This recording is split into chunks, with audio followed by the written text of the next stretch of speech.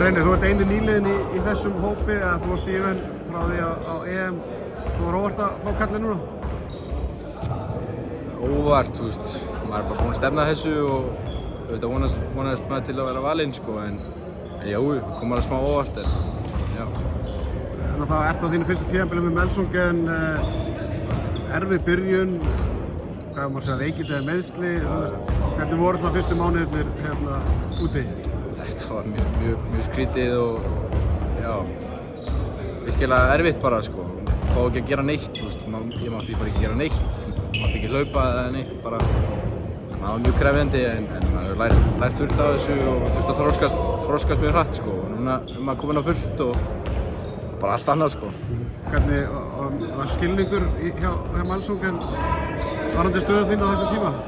Já, þeir hjálpuðu mér mjög mikið, sko. Þeir vildu bara, þeir myndi taka mig 3 vikur meira heldur en drífa mig eitthvað og bara fá mig fullt frekar heldur en að koma eitthvað bakslag og vera eitthvað vesen, sko.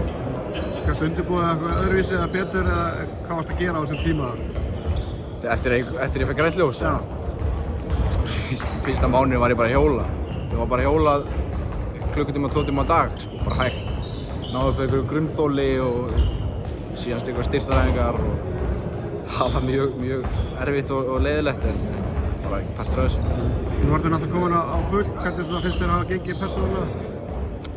Bara fínt, sko. Við erum búin að vera að tapa svolítið núna og vera svolítið erfitt mikið að meiðslum í liðinu en já, ég er að fá að spila eitthvað og ætla bara að reyna að halda áfram að bæta mig, sko. Fyrsta ár í þýsku deildinu, þú ert búin að bíða eftir þessu lengi og þú ert stemt að þessu lengi. Hvernig getur þú lýst svona bara upplifun að vera að spila í bestu deild í heimi? Þetta er miklu stærra og allt öðruvísi, sko. Fullt á öllu leikjum og áhorfendur mættir klukkutíma fyrir leik og bara geðveikt, miklu stærra og bara draumurinn, skilur. Stærsta sviðið í handboltanum og mann langar að vera hana.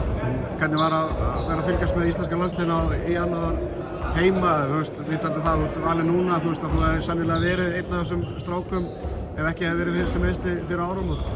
Fúlt að horfa upp á þetta? Auðvitað var maður að hugsa þetta fyrir en þú veist, að reyna að komast í landslið, reyna að fá að spila eitthvað áður en þú veist, bara geðveikt að fá að horfa og skilur sjónvarpinu en bara já, sturla mótið heim og gaman að horfa á, sko. Spenntur að fá að taka þátt í þessu verkefni sem framöndan er? Já, rosalega spenntur, sko. Bara heiður að fá að vera valinn og ég ætla að reyna að nýta tækifæri mín bara, sko.